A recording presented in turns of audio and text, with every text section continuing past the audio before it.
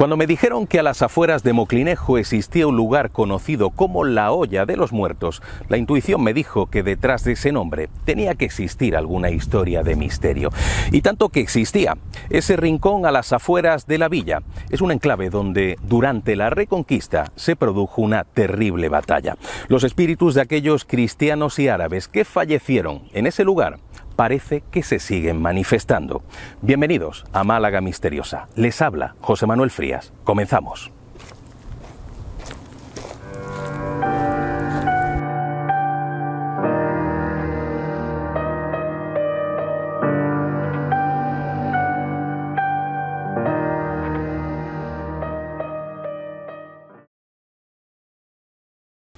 Bueno, Eduardo, nos encontramos cerquita de lo que es el núcleo de Moclinejo, concretamente cerca de la Fuente del Chorro, y es curioso cómo un autor aparentemente serio como es Diego Vázquez Otero, este hombre que nació en Alpandeire y que se dedicó a recorrer buena parte de los pueblos malagueños, pues habla de que en este lugar ocurrió un acontecimiento histórico del que vamos a hablar, incluso también con su historia paranormal de trasfondo.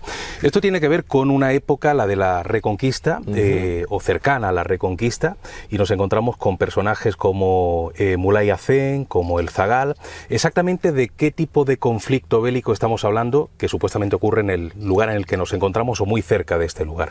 Muy cerca de este punto, quizá no es este punto, es en las cercanías de Moclinejo, llegan los ejércitos de los Reyes Católicos, dirigidos por un tal Santisteban, y vienen de la zona de Antequera. Claro, geográficamente de la zona de Antequera hasta aquí es muy amplio porque cruza todos los montes de Málaga. Hay una batalla, pero no es una batalla convencional, es una lucha de guerrillas. Aquí en Moclinejo vivían familias de pastores, cabras sobre todo, y vendimiadores, que era lo que había aquí. Esta era una zona muy pobre y casi todos eran musulmanes de la época de la Reconquista. Cuando llegan estos ejércitos, no se enfrentan a un ejército aquí, sino que se enfrentan a unas familias a los que les quieren quitar las tierras, o se piensan ellos que les quieren quitar las tierras. Entonces es una lucha de guerrilla. Cuando los ejércitos vienen de Antequera, evidentemente venían armando ruido, levantando polvo, se les veía venir. Y esta gente que vivía en esta zona de Moclinejo, había unas incursiones y evidentemente tuvieron los ejércitos católicos, cristianos, tuvieron muchísimas pérdidas. Y posiblemente el historiador cuenta que hubo un punto llamado la Olla de los Muertos, donde masacraron a estos ejércitos que venían evidentemente sin preparación, porque venían a atacar a unos pastores. Sí, pensando que iba a ser todo muy fácil. Claro, y se encontraron con que de noche les aparecían y les diezmaban totalmente. De hecho, tuvieron que retirarse. Este historiador cuenta que fue en la Olla de los Muertos como haciendo un punto concreto de que hubo una gran batalla. Realmente la gran batalla fue en sitios muy pequeños donde los iban eliminando y se tuvieron que retirar. ¿Qué ocurre con las personas que vivían aquí? Asustadas, porque les ha venido un ejército, deciden marcharse a Comares. Entonces, no es que se marcharan en un día, sino que recogían todos los materiales, todos los muebles, todo el ganado que tenían y se iban monte para arriba hasta Comares, donde había un castillo grande, una fortaleza, donde iban a estar seguros, ¿no? Porque tampoco había una guerra como pudiera ser las que hay ahora. Al cabo de un tiempo se dan cuenta de que aquí no está pasando nada, de que no están matando a nadie, y entonces vuelven. El repartidor de la época habla con los que van volviendo. ¿Y usted quién es? Pues yo era el alcalde, yo era el médico, yo era el alguacil. Entonces les distribuye los terrenos de donde han vivido. Moclinejo era únicamente, no era un castillo, era la única zona plana que hay, que se llama ahora la zona del castillo. Era una fortaleza muy pequeña con 30 casas, y el repartidor les dice: usted tiene su casa hasta aquí, pero tiene que abrir una puerta y esta pared le corresponde. Entonces distribuye lo que es el pueblo. Entonces vuelven otra vez y realmente no hubo más guerra que ese repeler a estos ejércitos que venían totalmente descontrolados, haciendo mucho ruido, mucho jaleo, y que derrotaron aquí. Claro. Es lo que luego se ha llamado la olla de los muertos. Claro, se habla de términos como olla de los muertos, cuesta de la matanza. Lo mismo. Exactamente lo mismo. Exactamente ¿no? lo mismo. Entonces vemos, bueno, un ejército que llega de manera poco discreta, claro. Unos supuestamente simples pastores, pero que conocían bien la zona. Un grupo que viene a invadir y una gente que dice: pero a mí, ¿por qué me vas a quitar todo esto? Entonces, yo creo que ni se organizaron. O sea, eran, oye, que han venido a atacarnos, vamos a por ellos. Y alguien que está desprevenido, pues pierde. Con lo cual se puede decir que en realidad no hubo una matanza en un lugar concreto, sino que existieron pequeños enfrentamientos en diferentes lugares. Es más probable que sea una cosa así, porque no hubo una batalla de dos ejércitos uno contra otro. Aquí no había ningún ejército, aquí no tenían nada. Imagino que aquí murieron también muchos habitantes del pueblo, de la zona. Porque al igual que se hablaba de gente de Moclinejo, yo me imagino que vecinos del Bosque, de Almáchar. Es que hay que ver el concepto guerra hace 8 siglos que ahora. No tiene absolutamente nada que ver. Era un cuerpo a cuerpo, pero que eran grupúsculos contra un ejército. Que tampoco me imagino que estaban muy formados, sino que era gente que habían dicho: a ti te matamos o vienes con nosotros y te damos de comer. Entonces era una pelea algo diferente, algo extraño. Con lo cual estamos hablando de que son varios pequeños lugares seguramente, pero yo no sé por qué la tradición siempre ha hablado de este sitio concreto donde estamos, y de hecho Diego Vázquez Otero lo describe de una manera curiosa, ¿no? Que se produce la batalla, los árabes en la parte alta, los cristianos en la parte baja, con lo cual más desprotegidos, claro. Y que van muriendo, van rodando, lo hace de una manera casi romántica, ¿no? Van claro, rodando, pero ten en cuenta también que los historiadores tienen que confabular, tienen que fabular la historia, claro, para que el lector o el que escucha lo vea interesante. Claro, que se enganche. O sea, ¿no? si cuentan, en ningún sitio se cuenta la verdad. Entonces, si te cuentan la verdad, dices: bueno, en una batalla mataron a tantos. No, tienes que novelar un poco. Claro, le da ese toque narrativo, claro, ¿no? De hecho, decía que supuestamente en el sitio justo donde estamos iban cayendo todos los cadáveres de esos soldados cristianos, y que por lo tanto esto fue un auténtico caudal de sangre, ¿no? Claro, una masacre total. Claro, pero sí, no de dos ejércitos, sino de grupúsculos que, sabiendo dónde se encontraban las tropas enemigas, venían y derrotaban. A la hora de ir a buscarles había 4, porque es que no había muchos más. Exacto. ¿Y qué opinas de esa parte, ya entrando un poquito en el ámbito del misterio? Yo no sé si tú eres una persona creyente o si eres escéptico en ese sentido, pero sí es cierto que a mí me sorprendió cuando leí el libro Tradiciones Malagueñas, como digo, de Diego Vázquez Otero, que él haga alusión a personas, lugareños de Moclinejo, gente sobre todo mayor, que en décadas anteriores, y hablamos de posiblemente décadas de los 40, de los 50, de los 60, que se enfrentaban a visiones extrañas justo en este sitio. Él hablaba de los espíritus de esos árabes y de esos cristianos que se aparecían justo en este lugar, y que eso provocaba el terror de muchísima gente. ¿Eso también es narrativa? ¿Tiene algo de verdad? Yo me puedo imaginar, así de repente, que cuando hubo esas incursiones, esas batallas, al ser de noche, al no esperar que te viene un enemigo, porque no te lo vas a imaginar, el mismo soldado que vino a invadir se encontraba con una visión de repente, y lo último que veía era cómo le cortaban el cuello. Entonces esa imagen, a la hora de contarla de unos a otros, puede decirse que es que nos atacaban fantasmas, porque es que no se veían. O sea, ni lunas llenas, y además irían arrastrados gente que conocía absolutamente la zona. Claro. Y vuelve a ocurrir lo mismo.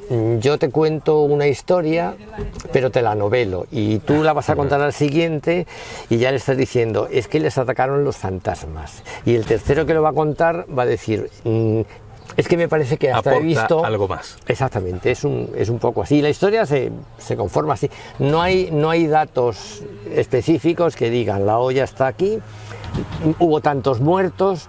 Es una cosa muy genérica de 1500, una cosa así. Con lo cual, ¿tú crees que eso se habría quedado, esa sensación de miedo, de irrealidad, se habría quedado casi en el código genético y se ha ido transmitiendo de generación en generación? Yo pienso eso. Porque tú nunca has escuchado ningún tipo de historia contemporánea, o sea, de gente de ahora, aunque sea gente mayor, que haya vivido algo extraño aquí nunca, ¿no? En ese sentido, un lugar tranquilo. No, y luego lo penoso es que cuando se cuenta una historia y se coloca en una página de internet, alguien copia esa página de internet, ese alguien vuelve a copiar la misma página y es de algo que no es verdad. Sí. Se repite muchas veces y parece que es cierto.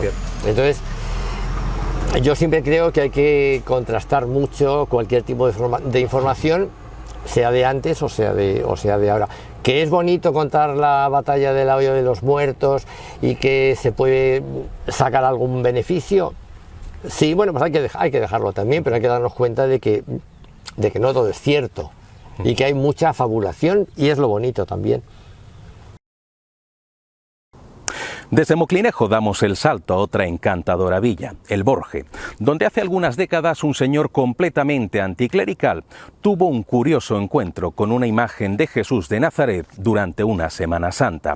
Este acontecimiento se convirtió en el origen de otro suceso que todavía se recuerda perfectamente en el pueblo.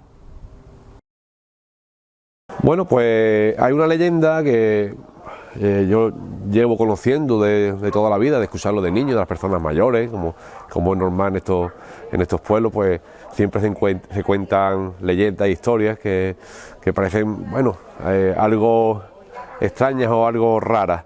Y aquí antiguamente, cuando en Semana Santa, la procesión del Nazareno, siempre acompañado por la Virgen de los Dolores, por la puerta principal salía lo que es el Nazareno hacia la plaza, y la Virgen de los Dolores antiguamente salía por la puerta trasera de la iglesia.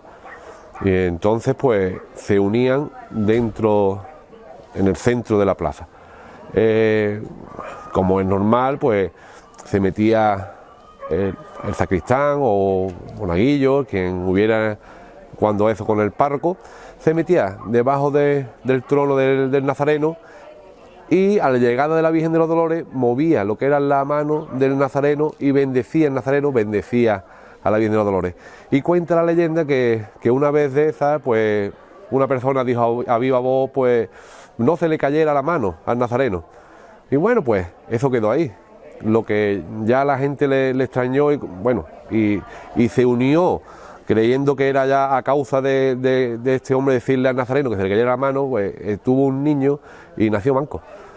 Y pues ya la gente pues relaciona todo. Al nacer el niño manco, pues el Señor castigó a este hombre por decirle que no se le cayera la mano. Y es una leyenda que hace ya muchos años, ya muy poca gente la recuerda, pero todavía hay gente que la recuerda y la cuenta de cuando llegan los tiempos de Semana Santa.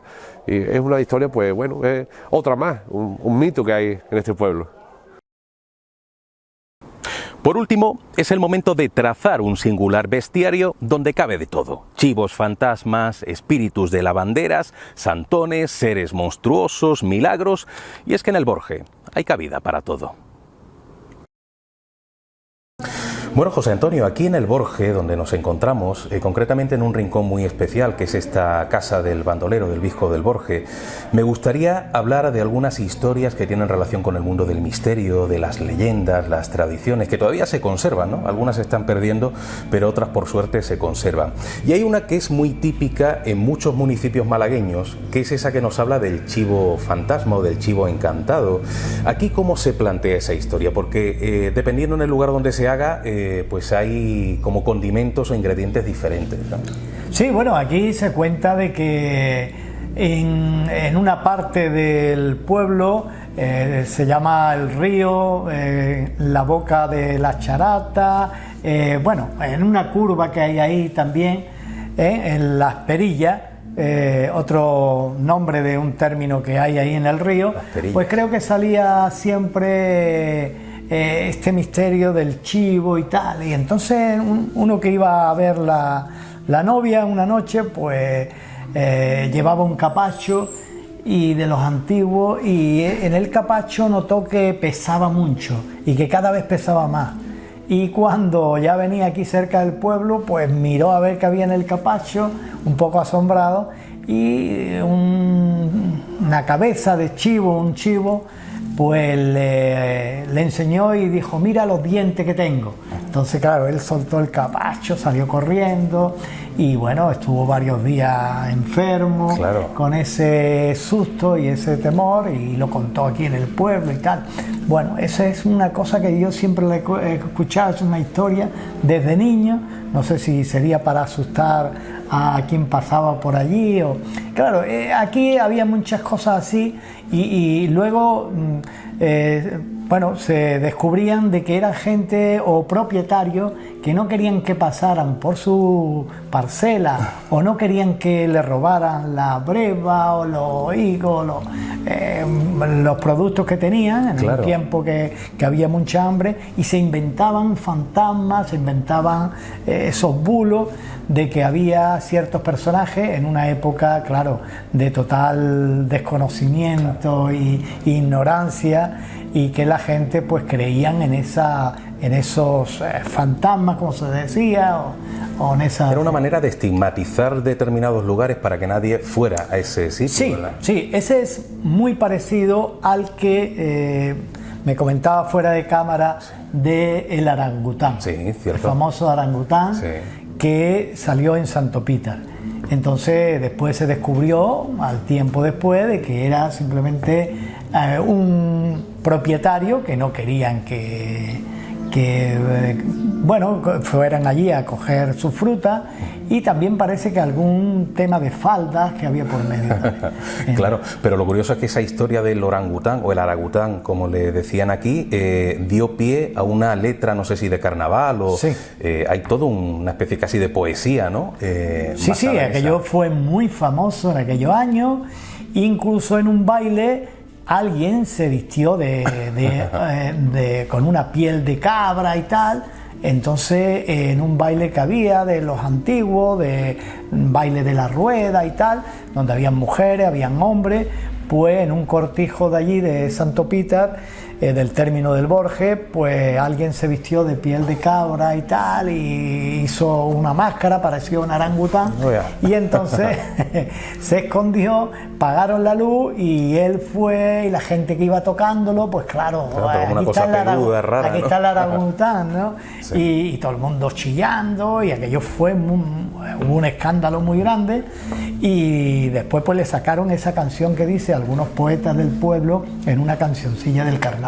Claro. Que decían: por el cerro Santo Pita ya no se puede pasar, porque en el lagalor pica y han visto un orangután. Es un bicho muy feo, dice una muchacha que lo vio, que fue a partir almendra debajo de un pizarrón. Qué bueno. ¿Y tú descartas en este tipo de historias como la del orangután, la del chivo fantasma, la posibilidad de que realmente haya ocurrido algo sobrenatural? Pues tú lo enfocas siempre a una explicación lógica, que además era habitual, ¿no? ¿Cuántas historias he escuchado de un supuesto fantasma que se aparecía en no sé dónde, en cualquier pueblo, pero el fantasma con su sábana, que es el fantasma de manual, y era lugares donde la gente iba a mantener relaciones sexuales y por lo tanto querían también estigmatizarlo? Pero siempre hay que descartar esa posibilidad de algo sobrenatural, o puede que en algunos casos realmente estemos equivocados y haya pasado algo extraño y quizá ese orangután era un ser raro o el chivo fantasma existió. ¿Tú lo descartas? Bueno, en aquel tiempo la gente por supuesto que creía. Sí. La gente creía, y yo de niño pues incluso me lo creía, porque es que todavía se seguía con esa leyenda de que había que gastar mucho cuidado cuando se pasaba la curva del paraje este concreto de Las Perillas. Entonces es verdad que yo de niño, si he pasado por ahí, pues todavía tienes un poco de recelo. Sí, a veces estos misterios servían también para que los niños no cruzaran determinadas zonas, ¿no? De hecho, en España era muy habitual en siglos anteriores hablar de, creo que era el carruaje de la muerte, un carruaje oscuro, que quizás o el tío Mantequero. O el tío Mantequero, que existieron, pero que muchas veces era también un invento, o se utilizaba ese invento para que los niños no se separaran mucho de la casa o del poblado. Me lo decía mi madre y yo lo he escuchado en muchas madres. señores, no te vayas por ahí que viene el tío Mantequero. El tío Mantequero, claro. Y entonces, claro, el tío Mantequero aquí en el Borja era muy famoso y supongo que en muchos pueblos de Málaga, claro, ¿no? El tío Mantequero. Hay otra historia que también te pillo un poco de cerca porque conoces bien la zona, Peñagorda, y se habla de esa tradición en la cual se decía que el domingo de Ramos no había que ir a la fuente a lavar la ropa, ¿no? Y parece que una mujer sí lo hizo, fue a lavar la ropa, y hay quien dice que se convirtió en estatua, quien dice que todavía ocurren cosas raras en ese lugar. De este caso, ¿qué conoces? ¿Qué sabes? Sí, yo he escuchado también que la Peña Gorda, sí, la Peña Gorda es también a la salida del pueblo, hay un arroyo, el arroyo Gaitán, y ahí hay una peña que, bueno, dicen que esa peña todavía se escuchan voces el domingo de Ramos porque estaba prohibido ir a lavar ese día, y una muchacha pues fue a lavar y se quedó petrificada, se quedó como allí ya para siempre, como en un mármol, ¿no? Y que, bueno, se escuchan todavía, si se pasa por ahí el domingo de Ramos, se escuchan todavía las voces de esa mujer que está ahí como una estatua, ¿no? ¿Esto solo lo podemos considerar como tradición o hay gente contemporánea que diga, oye, yo pasé por allí y escuché algo raro? ¿O tú no conoces a alguien? Bueno, últimamente ya se habla menos de esto, pero claro, hace años pues todo el mundo sabía de esta historia, escuchaba, y bueno, habría que probarlo, pero sí, ha sido una...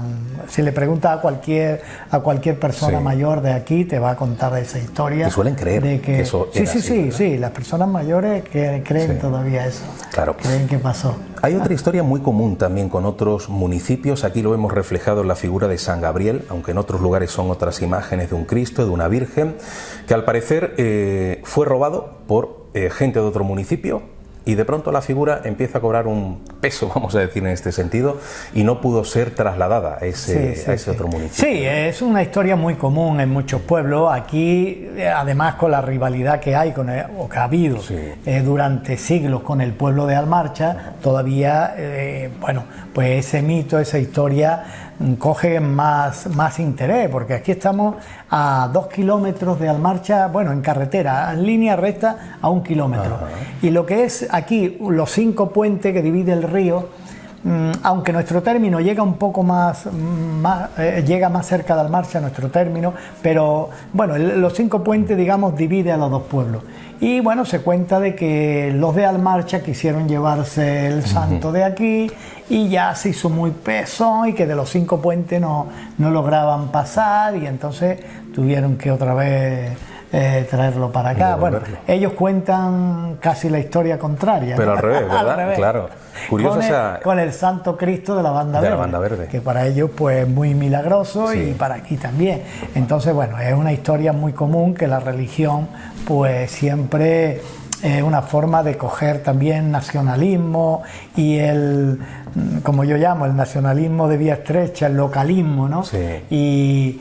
Y ese nacionalismo, pues aquí en el Borja ha estado hasta hace poco, y en Almarcha también, porque eran 2 pueblos muy rivales, y además muy curioso, porque son 2 pueblos totalmente diferentes en sus costumbres y tradiciones. Es curioso, están al ladito, ¿no? Sí, exactamente, que a 1 kilómetro de distancia, yo creo que es de un estudio sociológico para saber por qué hay esa diferencia entre 2 pueblos que están tan cerca. Y pongo 2 o 3 ejemplos. Por ejemplo, en la Almarcha hubo un tiempo que hasta para ir al campo, y todavía hay algunos que lo vemos, en el Borges se lleva la comida en un canasto, bien de vareta de olivo, o bien de vareta, suele ser siempre, pero vaya, o de caña, pero en un canasto. En Almarcha esa tradición no la hace, se le lleva la comida en una talega de trapo, de tela, fíjate. Pero es que incluso en Almarcha hubo un tiempo donde los del Borges compraban burra y ellos compraban burro. No compraban el mismo. Qué curioso. Pero es que además, a la hora de levantarse y de acostarse, es totalmente diferente. En Almarcha hay una tradición, una costumbre de levantarse muy tarde y acostarse muy tarde, claro está. Sí. En el Borges al contrario. En el Borges somos más madrugadores, y claro, por supuesto, nos acostamos antes. Claro. Esto todavía se hace evidente en algunos casos. por ejemplo, cuando hay una actuación cultural y tal, y que van a actuar en los dos pueblos, primero siempre viene el Borges porque dicen, bueno, en Almarcha no hay problema porque claro. Vamos a empezar muy tarde. Exacto, claro. Exactamente. Pero es que incluso a la hora de ir a trabajar, los de Almarcha iban a trabajar muy tarde. Claro, te los podías encontrar a las 12 del día, claro. A las 11, con el burro, con sí. el caballo, para el campo. Claro, después por la tarde, de noche te venían, era ya noche cuando venían de trabajar. Claro. Cuando lo del Borges, pues claro, al amanecer del día van a trabajar y ya regresan temprano. Cuando el sol se tapaba o antes de taparse sí. el sol ya venían. Claro. Entonces, así como esa, otra serie de cuestiones claro. que bueno, somos en el tema cultural. Almarcha todavía mantienen más las tradiciones de la zambomba, la de la rueda, tradiciones de ese tipo, mientras que el Borges pues un poco más los verdiales, tiene otro tipo. Los verdiales de Almarcha, por ejemplo, nosotros tenemos un verdial que es bueno, tocamos más por la parte de Comares, estamos más relacionados con el verdial de Comares. Almarcha, sin embargo, tiene un estilo propio, que es muy parecido a los fandangos de Vélez Málaga, sí, a un tipo de fandango que tiene Vélez. Entonces, fíjate, a 1 kilómetro, como incluso nuestro folclore, sí. Ellos...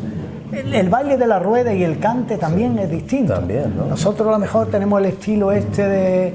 Dicen que el Borges es muy feo porque no tiene balcones, pero tiene una mosita que roba los corazones. Fuego, carbón, maquinita, fuego que se apaga el tren. Bueno, ese estilo, Almarcha no suele darle ese tono, le dan otro. Claro. Otro tono que ahora no recuerdo muy bien, pero es otro tono totalmente diferente. Bueno, da la impresión de que por esa rivalidad hacéis las cosas para llevaros la contraria. Sí, uno y otro, puede ¿no? ser. O que estos pueblos han estado también en el tono de voz, aunque también, ya se está perdiendo. Sí. Pero Almarcha tiene muy definido un eco, como le llaman aquí, el eco, pero vaya, cómo hablan, le dan una tonalidad diferente sí. A las palabras, incluso tiene palabras que nosotros aquí pues se dicen de una manera y otra. Claro. Y entonces, bueno, sí, es muy curioso, muy curioso. Y una última cuestión relacionada con el misterio, con las leyendas, aunque no se sabe casi nada, ¿no? Pero tenemos ese monte del Santo Pítar, que pertenece a Málaga capital, creo, a los montes de Málaga, sí. Pero que hay una parte que colinda con el Borges, ¿no? Me parece. Sí, bueno, porque la gran parte del monte es del Borges. Borges hay rutas de senderismo que se hacen hacia la cima. ¿Por qué se llama así? Porque creo que se habla de un santón, ¿no? Que pudo haber habitado en la parte alta de ese cerro. Efectivamente, sí. Parece que había como un santón y bueno, se llamaba a la hora de tocar, a la hora de la oración, santón, pitar, o pita, santón, pitar, y ya ahí santón, pitar, y se quedó ese nombre que nosotros decimos Santo Pita, pero que en realidad el nombre suyo es Santón Pitar. Sí, sí. Y de eso no hay ningún tipo de crónica, nada no por hay escrito, crónica de que existiera realmente ese santón, ¿no? Aunque era muy habitual en los moravitos. Pero se suele contar, sí. El día que te acerques al Borges, disfruta de sus calles, disfruta de su iglesia, de sus gentes, de sus fuentes. Pero si eres una persona asustadiza, ya sabes qué lugares no tienes que visitar, porque ahí te podrías encontrar con seres extraños o con almas errantes. Nos vemos en una próxima edición de Málaga Misteriosa. Un fuerte abrazo, amigos.